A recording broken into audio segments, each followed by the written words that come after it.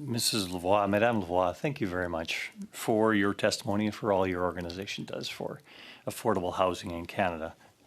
You state, and I noted in your submission, that Canada's gap between the price of homes and what people earn has doubled since 1987. Safe to say the bulk of that gap has occurred in the past 10 years, would you say? I don't have that statistic in front of me. I don't think that one was in my brief necessarily, but we have certainly seen an acceleration in a gap in the families that we serve. Thank you. No other G7 country has seen such a stark deterioration in housing affordability. Again, a quote from your website, actually. A lot of this is inflation. A lot of inflation is driven by government policy, of course.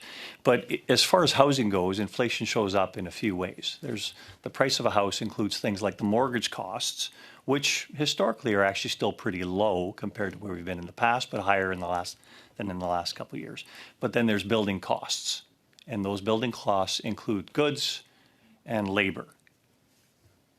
There's demand pull inflation and there's cost push inflation. But then there's the third one, which is the land. Which one of these factors, the goods, the labor, or the land, do you think are the ones that increase housing costs the most? In our experience, it's very market specific. So again, in our highest cost markets, that could be a matter of land. In the areas where if I may, I think the most journalists have come out and said, yes, it is land speculation that drives 30%, 35% now of the cost. But one of the other charges in there, of course, with land in civic areas is government charges. So there is a significant amount of taxes and civic charges at all three levels of government that the government collects taxes for that accounts for about 35% now of the cost of homes, which is a significant increase over the amount even 10 years ago. Is that impacting your operations at all?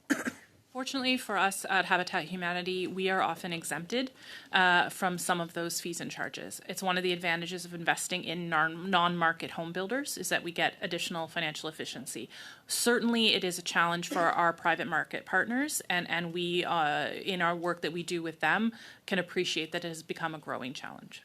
And would you say that the places where you build your homes are in places where your competitors, builders, would be paying these 35% charges? Certainly. They're facing a lot of charges themselves. All right. Thank you. The government's announced a $13 billion Build Canada Homes project here. And that $13 billion is going to go into competition with other home builders, of course. $13 billion is being thrown into the house building pool, if you will. Do you think that that's going to have some cost push inflation on other homes that are being built, such as the ones that you built? And I'm saying that there's only a limited amount of lumber and drywall and labor available for this effort. So I think if you can give me your comments, I'd appreciate it. Absolutely. Thank you so much. With Build Canada Homes and the investments that are being proposed at the moment, we are optimistic, cautiously optimistic, that the initial focus on non-market housing will help insulate somewhat from an initial inflationary push from that perspective. I think it's a smart strategic move to actually begin with the non-market sector where the deepest housing need is, and to work with the kind of builders that, again, going back to purpose-built homes, which seems to be a theme for me today, we are building purposefully for affordability and not so much for at the whim of the broader market systems in the same way.